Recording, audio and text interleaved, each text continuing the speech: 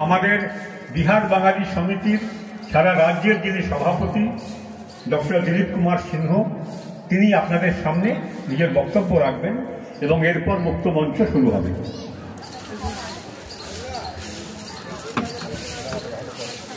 বিহার বাঙালি সমিতি শুধু এক সমিতি নয়, অন্য কোনো সমিতির মতো এটা বাঙালিদের প্রাণকেন্দ্র। বাঙালির পরিচয় বিহারে নিজের শক্তিতে দাঁড় করিয়েছে। আমি আজকে বিহার বাঙালি সমিতির বিষয়ে কিছু কথা বলার আগে খুব সংক্ষেপে জানাবো বিহার বাঙালি সমিতি তৈরি হলো কেন। এটা অন্য কোনো সমিতি নয় যেটা আমরা প্রায় নানান প্রদেশে, নানান পাড়ায়, নানান শহরে নানান সমিতি দেখতে পাই। আপনারা জানেন কি এই বিহার আর বেঙ্গল এই দুটো যে প্রদেশ ছিল এটা একসঙ্গেই ছিল। হঠাৎ ব্রিটিশ সরকারের মনে হলো যে আস্তে আস্তে বাংলা থেকে, আমাদের তখন যাকে বাংলা বলা হতো বিরাট বাংলা, সেই বাংলা থেকে লোকেরা এসে বিহারের লোকদের ধীরে ধীরে শেখাচ্ছে কীভাবে স্বাধীনতার জন্য আন্দোলন করা যায়, কী করে রক্তক্ষয়ী করা যায়, এবং সেই জিনিসটাকে বন্ধ করার জন্য তারা ভাবলো বিহার আর বাংলাকে আলাদা করা হোক। তখন তৈরি হয় বিহার, আলাদা হবে একটা রাজ্য। সেই রাজ্যে তখন প্রায় 30 থেকে 40% লোকেরা বাঙালিরা ছিলেন। তাদের জমি জায়গা, পড়া লেখাপড়া সব কিছু তারা করেছিলেন। ব্রিটিশ সরকার আসার সময় বাঙালিদের নিয়ে এসেছিলেন, 3 গাড়ি ট্রেনে করে আনা হয়েছিল। তাই জন্য যারা সরকারি কাজ করতেন তারাও মুখ্যত 90% বাঙালিরাই ছিলেন।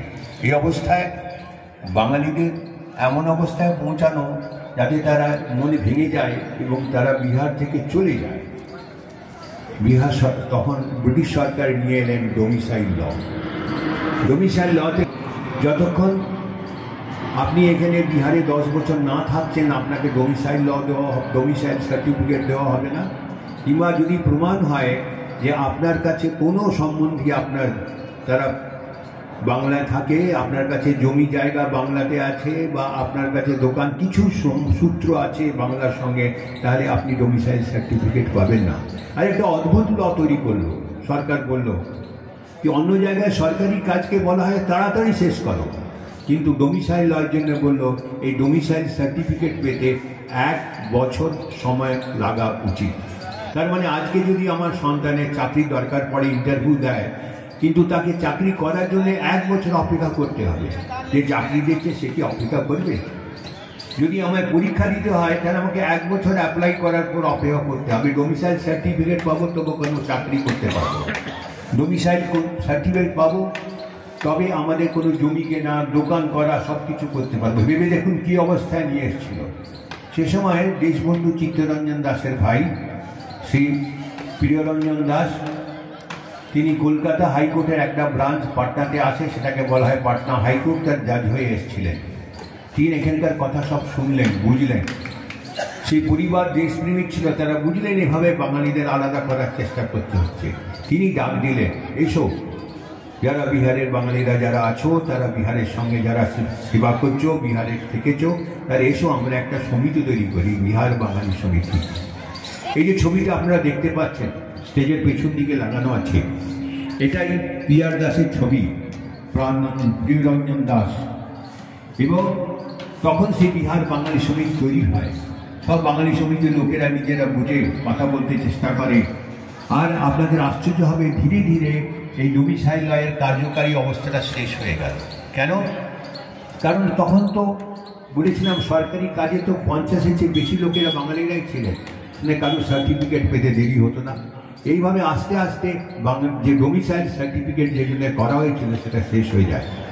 আমাদের আজকে দিনে প্রিয়রঞ্জন দাসকে একবার নিশ্চয়ই নমস্কার করা উচিত, আমাদের পূর্বতন প্রথম প্রেসিডেন্টকে।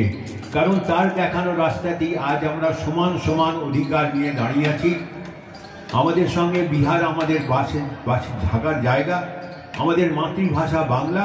আর আপনারা আরেকটা কথা নিশ্চয়ই জানেন, আমাদের ভারতবর্ষের কনস্টিটিউশন অনুসারে 2 রকমের মাইনরিটি হয়, অল্প সংখ্যক হয়, এক ধার্মিক, এক ভাষিক।